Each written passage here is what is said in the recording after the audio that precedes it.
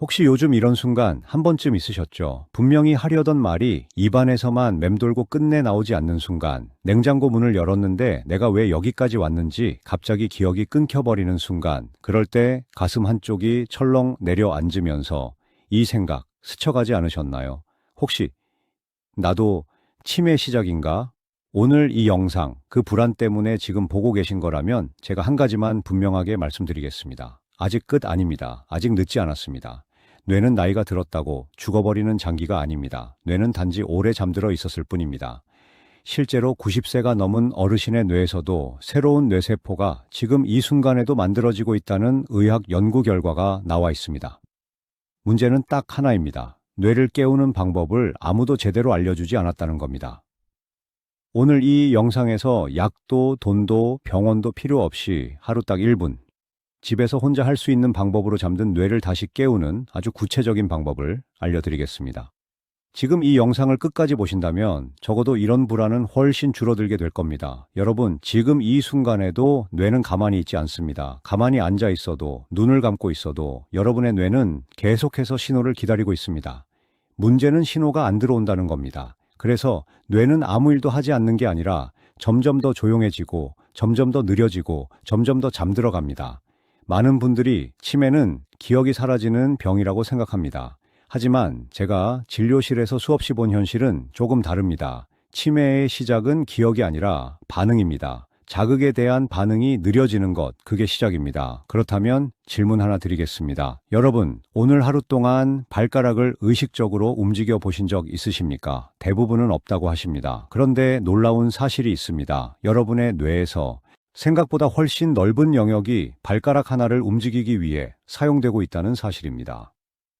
우리 뇌에는 몸 전체를 지도처럼 그려놓은 공간이 있습니다. 어디가 손이고 어디가 발이고 어디가 얼굴인지 정확하게 나뉘어 있습니다. 이 지도에서 발가락은 크기에 비해 엄청나게 큰 자리를 차지합니다. 왜냐하면 발가락은 균형, 방향 감각, 공간 인식, 그리고 생존 반사와 직결되어 있기 때문입니다. 나이가 들수록 사람이 잘 넘어지고 균형을 잃고 갑자기 멍해지는 이유도 여기에 있습니다. 발가락에서 뇌로 올라가는 신호가 점점 끊어지기 때문입니다. 그래서 오늘 첫 번째로 할 일은 뇌를 억지로 깨우는 게 아니라 뇌가 가장 반갑게 받아들이는 입구부터 두드리는 겁니다. 바로 발가락입니다. 지금 신발을 신으셨다면 잠시 벗으셔도 좋고 신은 채로 하셔도 괜찮습니다. 의자에 앉아 계셔도 좋고 누워 계셔도 괜찮습니다. 지금부터 딱 30초만 저와 함께 해보십시오. 양발의 발가락을 주먹을 쥐듯이 천천히 끝까지 오므려 보십시오. 힘을 꽉 주는 게 아니라 안으로 모은다는 느낌입니다. 그리고 이번에는 부채를 펼치듯이 발가락 사이사이를 최대한 벌려 보십시오. 이 동작을 천천히 호흡을 멈추지 말고 반복하십시오. 오므리고 펴고 오므리고 펴고. 이때 다리에 힘이 들어가면 안 됩니다. 오직 발가락에만 의식을 두십시오. 이 단순한 동작 하나로 뇌에서는 아주 큰 변화가 일어납니다. 잠들어 있던 운동 피질이 번쩍하고 켜지고 균형을 담당하는 소뇌가 함께 반응하기 시작합니다. 실제로 해외 신경과 연구에서 발가락 운동을 매일 30초씩 6주간 실시한 어르신들의 경우 균형 능력이 30% 이상 향상되었습니다. 이 숫자가 왜 중요하냐면 낙상 사고 위험이 그만큼 줄어든다는 뜻이기 때문입니다. 낙상은 노령이 삶의 질을 한순간에 무너뜨립니다. 그 시작을 막는 가장 간단한 방법이 바로 지금 이 발가락 움직임입니다. 그리고 여기서 끝이 아닙니다. 발가락 자극은 뇌 전체의 각성도를 천천히 끌어올립니다. 아침에 머리가 멍한 분들, 가만히 앉아 있으면 정신이 자꾸 흐려지는 분들, 말을 하다가 단어가 바로 안 떠오르는 분들, 이 발가락 자극만으로도 머릿속 안개가 살짝 걷히는 느낌을 받으실 겁니다.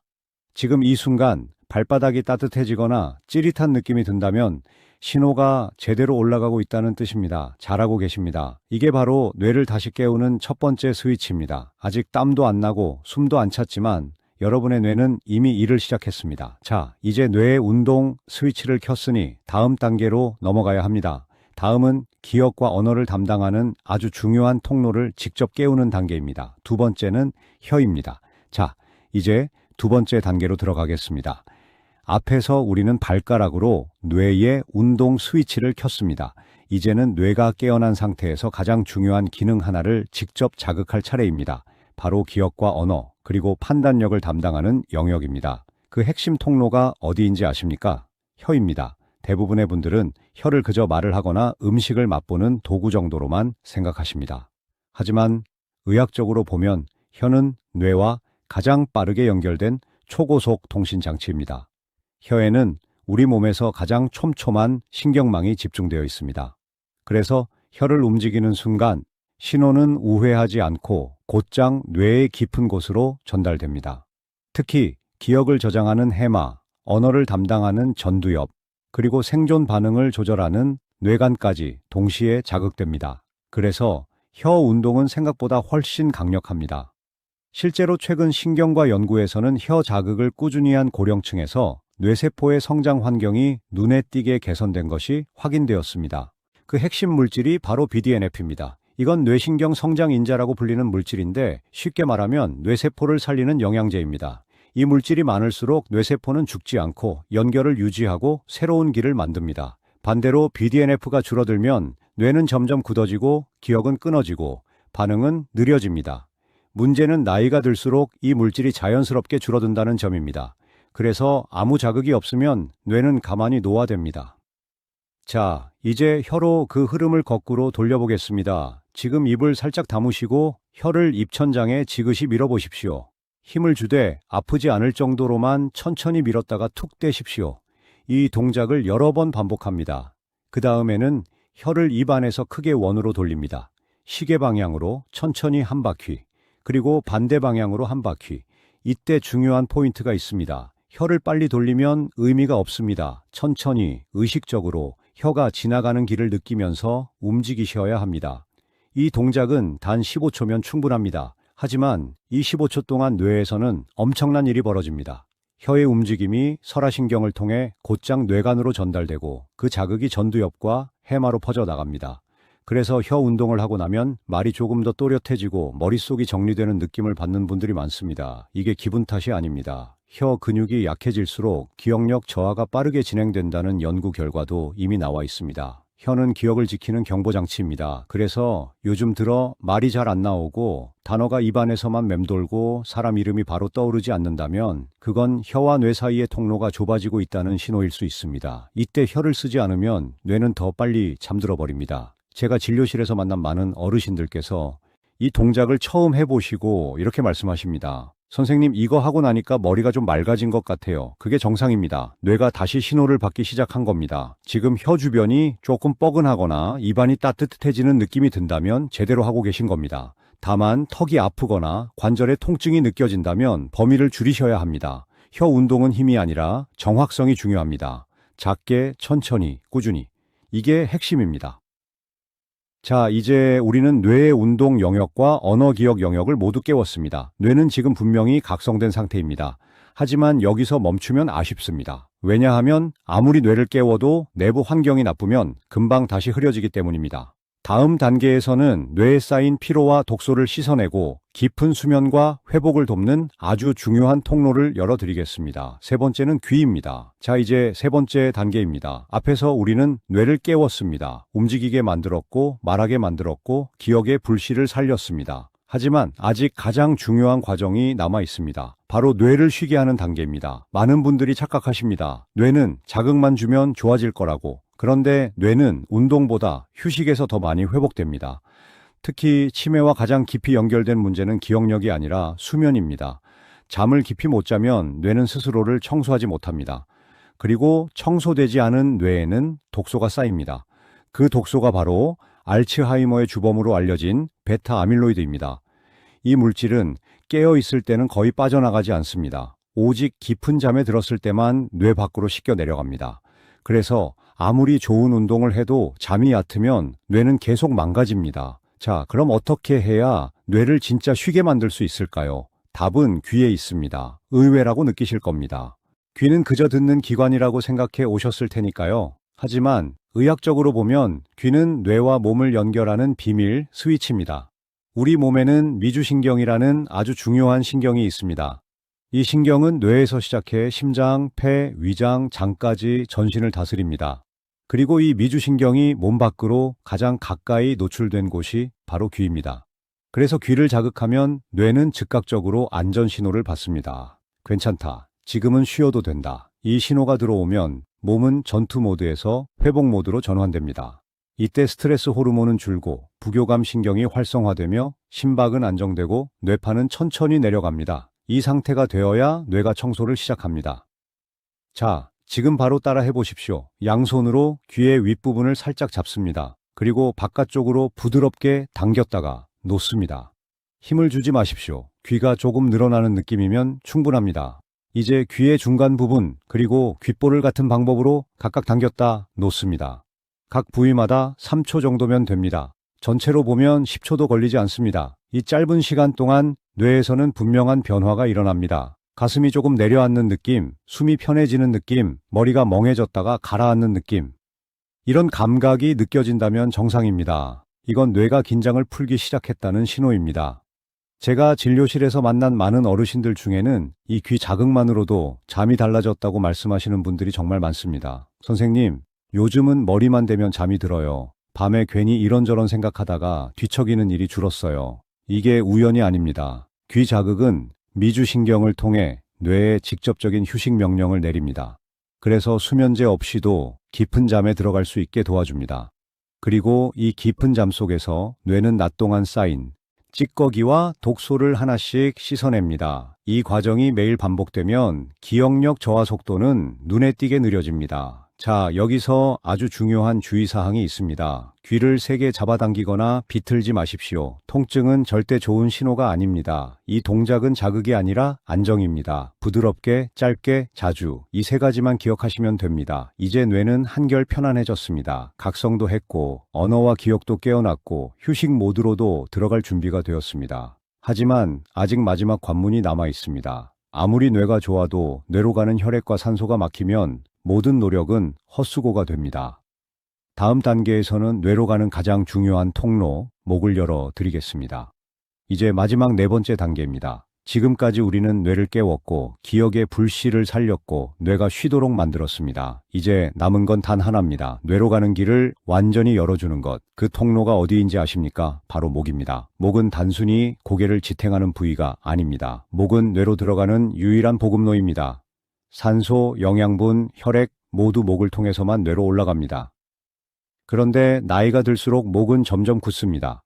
스마트폰, 텔레비전, 구부정한 자세, 이런 습관들이 목을 딱딱하게 만듭니다. 목이 굳으면 무슨 일이 생길까요? 뇌로 가는 혈류가 줄어듭니다. 그러면 머리가 멍해지고 집중이 안 되고 어지럽고 기억이 끊기는 일이 잦아집니다. 이걸 요즘 말로 브레인포그라고 합니다. 생각이 안개 낀 것처럼 흐릿해지는 상태입니다. 이 상태가 오래 지속되면 뇌는 만성적인 산소 부족에 빠지게 됩니다. 그래서 아무리 머리를 써도 회전이 안 되는 겁니다. 자, 이제 이 막힌 길을 아주 안전하게 열어보겠습니다. 절대 세게 하지 마십시오. 목은 힘으로 움직이는 곳이 아닙니다. 지금 허리를 세우고 어깨에 힘을 푸십시오. 숨을 천천히 들이마셨다가 내쉽니다. 그 상태에서 고개를 오른쪽으로 아주 천천히 돌립니다. 끝까지 돌릴 필요 없습니다. 돌리다가 조금 뻐근해지는 지점에서 멈추십시오. 그리고 그 자세로 2초 정도 머뭅니다. 이제 천천히 정면으로 돌아옵니다. 이번엔 왼쪽으로 같은 방법으로 천천히 돌립니다. 이 동작을 좌우로 한 번씩만 해도 충분합니다. 여기서 가장 중요한 원칙은 거북이처럼 움직이는 것입니다. 빠르면 효과가 없습니다. 빠르면 오히려 위험합니다. 특히 고혈압이나 어지럼증이 있으신 분들은 더더욱 천천히 하셔야 합니다. 이 동작이 왜 중요할까요? 목 옆에는 추골동맥이라는 아주 중요한 혈관이 지나갑니다. 이 혈관은 뇌의 뒤쪽, 특히 균형과 기억을 담당하는 소뇌와 뇌간에 혈액을 공급합니다. 목이 굳으면 이 혈관이 압박을 받습니다. 그래서 어지럽고 머리가 무겁고 집중이 안 되는 겁니다. 목을 부드럽게 풀어주면 이 혈관이 순식간에 열립니다. 마치 막혀있던 수도관이 뚫리듯 혈액이 흐르기 시작합니다. 이때 뇌는 즉각 반응합니다. 머리가 시원해지고 눈앞이 조금 밝아지고 생각이 또렷해지는 느낌이 들 수 있습니다. 이게 기분 탓이 아닙니다. 혈류가 실제로 늘어난 겁니다. 제가 진료실에서 만난 어르신들 중에는 이 동작만 해도 어지럼증이 줄었다고 말씀하시는 분들이 많습니다. 선생님, 요즘 머리가 덜 멍해요. 아침에 일어날 때 덜 답답해요. 이게 바로 목의 힘입니다. 자, 이제 지금까지 한 걸 한번 정리해 보겠습니다. 발가락으로 뇌의 운동 스위치를 켰고 혀로 기억과 언어를 살렸고 귀로 뇌를 쉬게 만들었고 목으로 산소와 혈액을 충분히 공급했습니다. 이 네 가지가 따로따로 하면 그저 좋은 동작이지만 함께 하면 하나의 시스템이 됩니다. 뇌는 이 네 가지가 모두 갖춰졌을 때 가장 잘 살아납니다. 이제 여러분은 하루 1분만으로도 뇌를 관리할 수 있는 완전한 방법을 손에 넣으셨습니다. 다음 단계에서는 이 네 가지 동작을 언제, 어떻게 하루 일과 속에 자연스럽게 넣으면 좋은지 아주 쉽게 정리해 드리겠습니다. 자, 이제 모든 준비는 끝났습니다. 지금부터는 새로운 정보를 더 드리는 시간이 아닙니다. 여러분의 하루를 실제로 바꾸는 시간입니다. 아무리 좋은 방법도 언제, 어떻게 해야 하는지 모르면 절대 습관이 되지 않습니다. 그래서 제가 딱 하나만 기억하면 되는 하루 1분 루틴으로 정리해 드리겠습니다. 어렵지 않습니다. 외울 것도 없습니다. 몸이 먼저 기억하게 만들 겁니다. 첫 번째는 아침입니다. 아침에 눈을 뜨자마자 바로 일어나지 마십시오. 이불 속에서 딱 30초만 발가락을 오므렸다 펴십시오. 이 동작은 잠들어 있던 뇌를 가장 부드럽게 깨우는 신호입니다. 알람보다 먼저 뇌를 깨우는 아침 신호라고 생각하시면 됩니다. 그 다음 세수를 하고 거울 앞에 섰을 때 혀 운동을 15초만 하십시오. 거울을 보면서 천천히 크게 입 안을 한 바퀴씩 돌립니다. 이때 내 얼굴을 보며 혀가 잘 움직이는지 확인하는 것만으로도 효과는 2배가 됩니다. 양치가 끝났다면 귀를 부드럽게 당기고 목을 천천히 한 번씩 돌려주십시오. 이게 아침 1분 세트입니다. 두 번째는 점심입니다. 점심 식사 바로 직전입니다. 식탁에 앉아서 발가락 운동만 30초 하십시오. 이 동작은 자율신경을 안정시키고 식후에 쏟아지는 졸음을 막아줍니다. 점심 먹고 나서 머리가 멍해지는 분들, 이 한 동작만으로도 차이를 느끼실 겁니다. 세 번째는 저녁입니다. 텔레비전을 보시다가 광고가 나올 때가 기회입니다. 리모컨을 내려놓고 발가락, 혀, 귀, 목 4가지를 차례대로 한 번씩 하십시오. 광고 시간은 대개 1분 안팎입니다. 딱 맞습니다. 마지막은 잠들기 전입니다. 이때는 귀 마사지와 목 스트레칭만 하십시오. 뇌에게 오늘은 끝났다는 신호를 주는 시간입니다. 이렇게 하면 몸은 자연스럽게 수면 모드로 들어갑니다. 자, 이제 중요한 질문에 답해 드리겠습니다. 이걸 많이 하면 더 좋은가요? 아닙니다. 뇌는 적당한 자극과 충분한 휴식이 함께 가야 회복됩니다. 하루에 3번에서 4번, 각각 1분이면 충분합니다. 통증이 생기면 그건 멈추라는 신호입니다. 억지로 하지 마십시오. 두 번째 질문입니다. 이미 치매 약을 먹고 있는데 이걸 해도 되나요? 오히려 더 좋습니다. 이 운동은 약을 대신하는 게 아니라 약의 효과가 뇌에 제대로 전달되도록 도와주는 역할을 합니다. 다만 불편한 증상이 있다면 반드시 담당 의사와 상담하시기 바랍니다. 마지막으로 아주 중요한 당부입니다. 만약 기억력 저하와 함께 갑자기 말이 어눌해지거나 한쪽 팔이나 다리에 힘이 빠졌다가 다시 좋아지는 증상이 있다면 이건 운동으로 해결할 문제가 아닙니다. 즉시 병원으로 가셔야 합니다. 그런 경우가 아니라면 오늘 배운 이 루틴은 여러분의 뇌를 지키는 가장 강력한 방패가 될 겁니다. 이제 여러분께 부탁 하나 드리겠습니다. 지금 이 영상을 보고 오늘부터 해보겠다는 마음이 드셨다면 댓글창에 시작 혹은 실천 이 2글자만 남겨주십시오. 여러분이 혼자가 아니라는 걸 서로 확인하는 순간 이 습관은 훨씬 오래 갑니다. 처음에 말씀드렸던 박만석 어르신 이야기 기억나시죠? 그분은 특별한 치료를 받은 게 아닙니다. 이 루틴을 매일 꾸준히 지켰을 뿐입니다. 그리고 3개월 뒤 시장에서 길을 잃던 어르신은 손녀의 친구 이름까지 또렷하게 기억해내는 분이 되어 계셨습니다. 뇌는 버리는 장기가 아닙니다. 쓰면 살아나는 장기입니다. 오늘 여러분이 보신 이 영상이 여러분 인생의 작은 전환점이 되기를 진심으로 바랍니다. 내일 아침 눈을 뜨면 가장 먼저 발가락부터 움직이십시오. 그게 여러분 뇌의 새로운 시작입니다.